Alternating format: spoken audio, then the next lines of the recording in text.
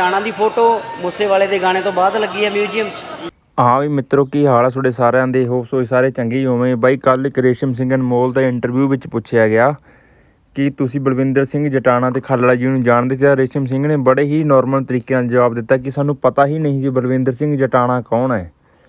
ਅਤੇ ਸਿੱਧੂ ਮੂਸੇਵਾਲੇ ਦੇ ਗਾਣੇ ਤੋਂ ਬਾਅਦ ਸਾਨੂੰ ਪਤਾ ਲੱਗਿਆ ਬਲਵਿੰਦਰ ਸਿੰਘ ਜਟਾਣਾ ਕੌਣ ਆ। ਅਤੇ ਬਾਅਦ ਵਿੱਚ ਬਲਵਿੰਦਰ ਸਿੰਘ ਜਟਾਣਾ ਦੀ ਫੋਟੋ ਮਿਊਜ਼ੀਅਮ ਵਿੱਚ ਲਾਈ ਗਈ ਅਤੇ ਨਾ ਹੀ ਸਾਨੂੰ ਪਤਾ ਸੀ ਖਾਲੜਾ ਜੀ ਕੌਣ ਹੈ।